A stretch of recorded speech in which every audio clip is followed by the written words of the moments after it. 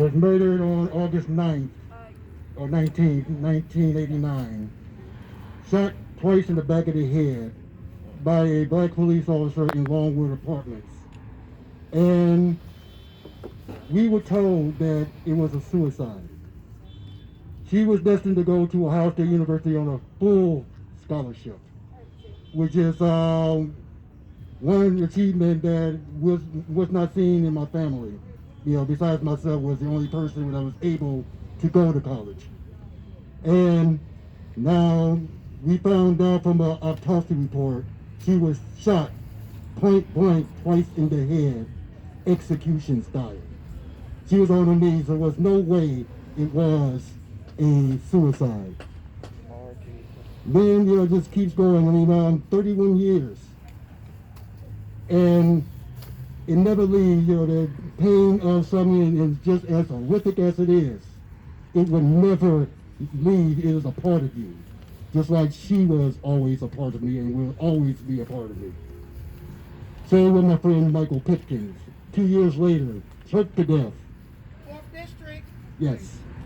Choked to death by a police officer for more than 15 minutes. That's even worse than Eric Gardner. So this has been a thing that we see what the system of police is really about. It's not about serving and protecting.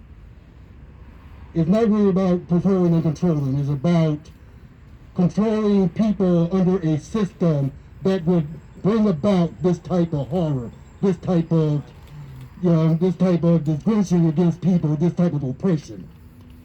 And we see it every day in George Floyd, choked to death by a knee to the neck.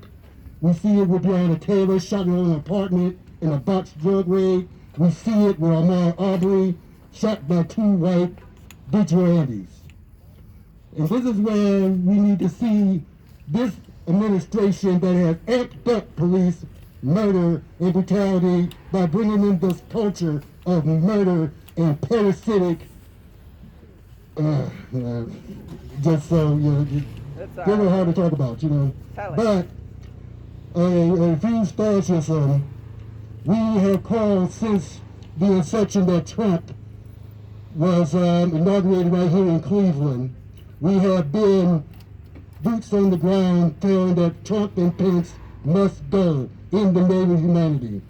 And now he's rigging the elections or trying to attempt to rig this election to go in his favor.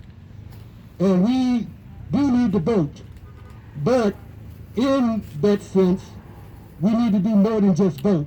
We need to stand out. We need to be out in the streets in our thousands, growing up into the millions. And it is most important now than ever that we band together, forget our differences. That, this long picture is petty to what is going on. Police murder and brutality. Everything that's going on with COVID-19 at this time. It is one atrocity after another. Our differences are minuscule to all this.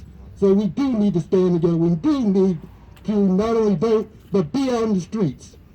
And people should come together on this weekend, this Saturday in Market Square, where we are going to further plan more actions up to this time of elections and after the elections, no matter how this goes. We are going to be standing strong, we are going to be standing tall, and we can do it together.